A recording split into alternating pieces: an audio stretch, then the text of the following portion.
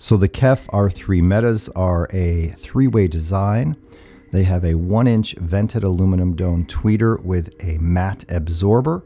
Now KEF's exclusive matte metamaterial absorption technology is said to absorb 99% of the unwanted sound coming from the rear of the tweeter for a clearer, more natural performance. The R3 Metas also have a 5-inch aluminum cone mid-range driver. The tweeter and mid-range in the R3 Meta uses KEF's UniQ technology with tweeter in the center of the mid-range driver. It also has a 6.5-inch hybrid aluminum cone woofer. They come with detachable microfiber grills, and they weigh 27 pounds each. All right, so let's go inside, sit down, and talk about the KEF R3 Metas, and let's talk about what they sound like.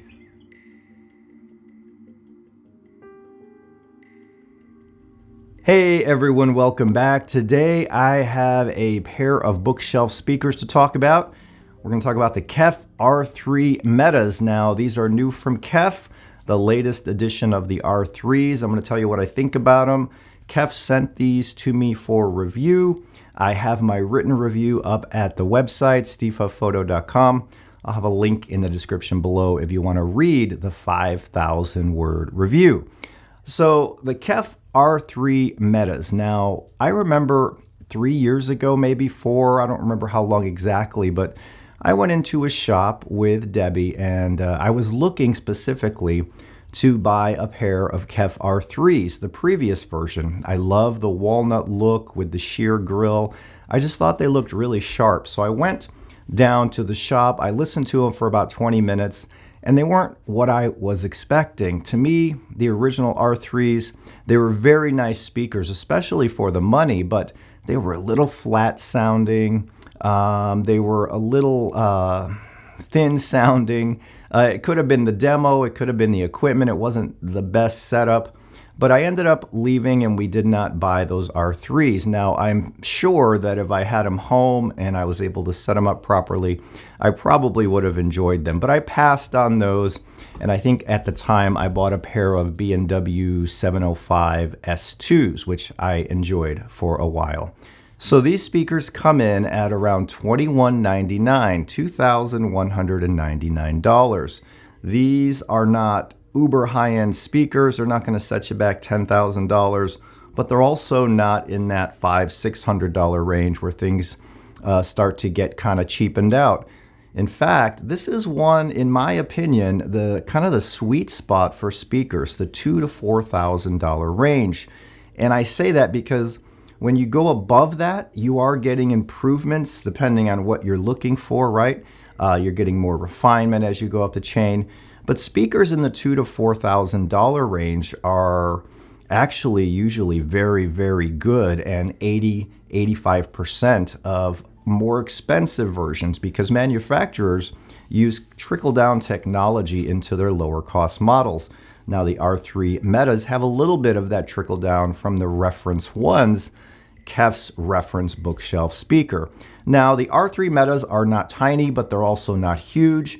They're about the same height as my Focal Diablos, which are my reference speakers here in the reference system, but they're skinnier, they're thinner. I was very excited to place them in, so I pulled out some really nice stands that I had in my closet in another room, and I set the R3s in. I hooked it up to my reference system first, so I'm going to test these with 3 different amplifiers, right? And I set it up with my reference first, which is an Aavik U150 integrated amp.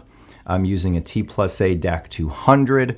I'm also using a Pure Fidelity Harmony turntable and that EverSolo streamer I talked about in my last video. And speaking of my last video, holy wow, I didn't have any idea it was going to blow up like it did.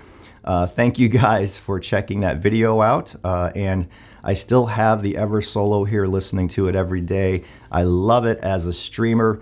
Great, great deal. But let's get on to the R3s, right?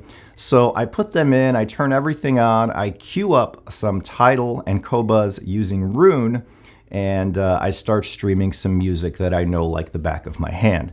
My first impression, fresh cold out of the box, was they sounded a little hollow in the mid-range, a little flat, just a little bit, and they were quite different from what I was used to with the focals. Now, I let these things run in for about 50 hours straight, just playing continuous music. That was before I came in to sit down and listen seriously. I did peek in from time to time, and at about just 10-20 hours, I noticed them loosening up and sounding fuller, bigger, richer, right? So fresh out of the box, the drivers are tight, and it's nothing where you need 500 hours of burn-in. I think a few hours does the trick. But after 50 hours, they sounded just as they do right now, that they have about 150 hours on them. These speakers, once that I started listening critically within the reference system, sounded super airy, right? Now, compared to my reference, compared to, say, the Buchard S400 Mark IIs, which is what I should be comparing them to, they're in a similar price bracket. The Buchards are warmer, thicker, and have more bass punch. The R3 Metas are a little leaner than the Buchards, much more airy, and much more pronounced in the treble, which brings out those details in an airy holographic soundstage. Now, the R3s are $21.99, but they do present a really big, wide, holographic stage. I'd say the soundstage is a little bit wider than my focals. But if we compare it to the ever-popular Buchard S400 Mark IIs, which I happen to love, the KEFs are, again, a little leaner, airier, more spatial, right? They seem to excel at the spatial qualities, meaning you'll hear those reverb trails. You can hear some notes hang in the air as that reverb trail dissipates, right? It's a pretty cool experience when you have speakers that do that. And I'm used to hearing that in speakers that are 10, 15,000. I was hearing it in the R3 Metas. Very, very nice sound coming from the speakers. Whether I sat in the sweet spot dead center or off to the side, they still had that airy presentation. I was expecting big bass from these when I took them out of the box. They're a three-way speaker. They have a dedicated 6.5-inch woofer, and the speakers look pretty slick.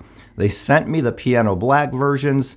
Let me touch on that real quick. And piano black is beautiful and striking, but if you just touch it with your finger, you're going to have fingerprints all over this. So take care if you get the piano black. Wear some gloves or something. KEF, you should ship these with some white cotton gloves so when setting them up, they don't get full of fingerprints. But they do look very nice. I like the walnut. I like the blue, but it's a very attractive speaker. So back to the bass. I was expecting bass about equal or more pronounced than the Buchard S400 Mark IIs. But the R3 Metas have a lighter footed bass. As I was listening to these more and more, again with the Aavik U150, I was hearing a gentle presentation. I wasn't hearing big dynamic swings. I wasn't hearing or feeling that gut punch with the bass. Everything was pretty much copacetic from the treble to the mids to the bass, kind of a lighter footed presentation. But it wasn't anemic in any way. There was bass to be found, but the bass with the R3 Metas is very tight, very tuneful. So this means I wasn't feeling the bass in my chest kind of thing, but I was hearing every detail in the bass. So say somebody's playing a bass guitar, you hear the texture in those bass strings. It's really, really cool, and I like the way these presented the music. Now, listening side by side with my Focal Diablos, the Diablos are bigger, stronger, more focused, a more solid presentation, a more dynamic presentation. But those are $24,000 retail speakers. The KEFs at $21.99 were giving me quite the amazing sound stage. And I want to keep stressing, these are kind of an airy sound staging kind of champion speaker, right? They are very musical as well. So you're getting that detail from the extended treble, but you're also getting the musicality that makes you move, and it's rhythmic. The bass is rhythmic. As I was listening more, I noticed the upper mid-range was a little bit flat, and I don't mean flat as in sounding like a cardboard speaker or anything. I mean the upper mid-range was just flatter than, say, on the Bucards, which came out more into the room. When the upper mid-range comes out into the room, it brings that vocal out into the room a little bit. The KEFs, the vocals were a little more recessed. That upper mid-range was just a little bit flatter than the Bucards. I would say more transparent, really, than the Bucards. The Bucards were a little more full-throated, right? So the R3 Metas are a bit transparent all the way around. They were really sounding great in the system. So then I decided, well, what are they going to sound like if I hook up a tube amp? Because KEF says you could run these with 15 watts per channel. I have a Galion TS120 SE tube amplifier here. Now this amplifier comes from Thomas of Thomas and Stereo YouTube fame, and he voiced this amp, and he's really proud of it. It's 30 watts in Class A, and I run it only in Class A. That's how I found it to be the best sounding. I put that in the system with the KEF R3s, and that thing was powering them without issue. It was effortless, powering these 87 dB efficient 4-ohm speakers from a 30 watt tube amp. And the tube amp was a little more excitable up top. The Galion TS120 SE is more transparent than the standard version from what I've been told. I've never heard the standard, but this was bringing an even more transparent sound, but also more layered, right? And the sound stage grew a little taller and went a little deeper.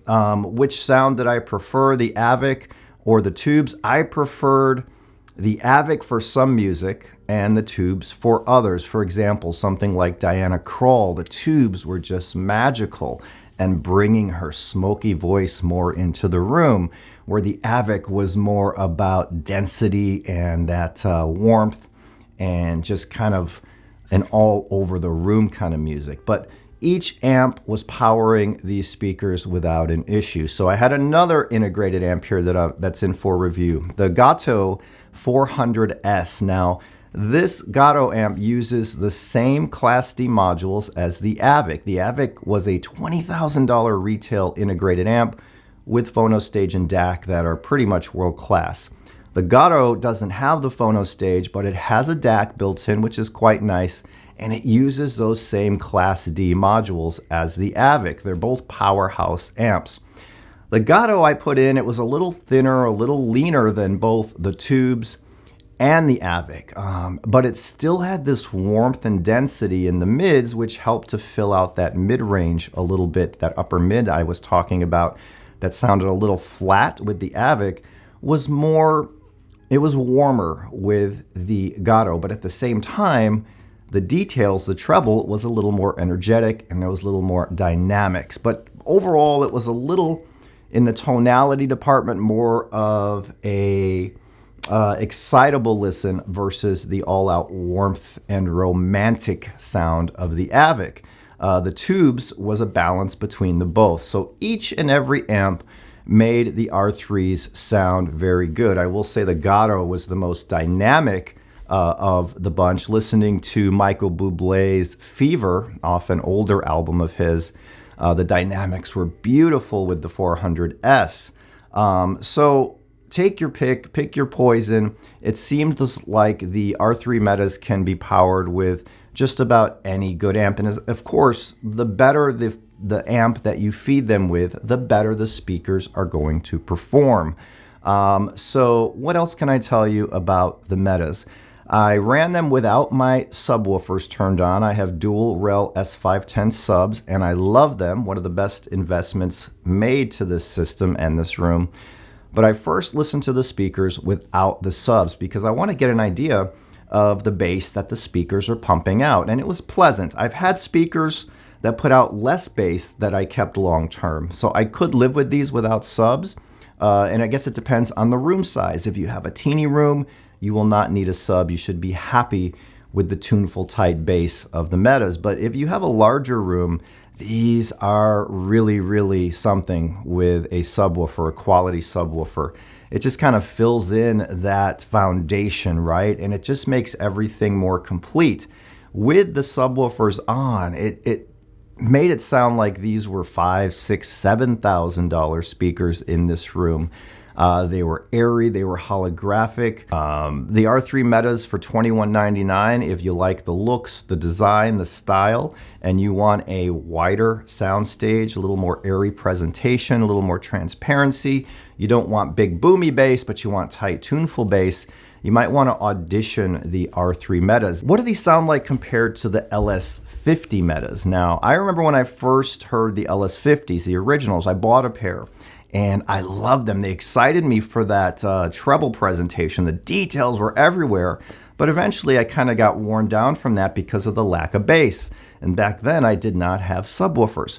I heard the LS50 Metas, right? And those were an improvement to me. They sounded a little more fleshed out. Again, it could be the system change, the room change. It was a different room. And the LS50 Metas sounded really, really nice. Now, how did the R3 Metas compare? For me, I feel the R3 Metas are a better speaker than the LS50, a more complete speaker. You're going to get a more balanced presentation from top to bottom. It's a really beautiful speaker, and KEF knows how to make speakers. They've been making speakers forever, and they are one of the good brands. So at $21.99 for the R3 Metas, it's hard to complain about anything, but I do have one con. So what I was like, what can I say that's a negative for these speakers? And the only thing I really found as being a negative is if you like to listen at late night low volume, these are not the best low volume speakers, meaning if you turn the volume really low, they're going to sound a little flatter, a little leaner. They really excel when you give it some juice and some volume. But overall, the R3 Metas are beautiful speakers to look at and to listen to. They come in walnut, white, piano black, and I think they have a blue coming out, which looks quite striking, actually. I'll put a link in the description below to the written review where I talk a little bit more about the comparisons. And there'll also be a link at Amazon where you can find these via Prime if you're interested in checking them out. And of course, that helps the channel out if you do make a purchase. So I thank you all, and I love you all, and I'll see you guys in the next one. Bye.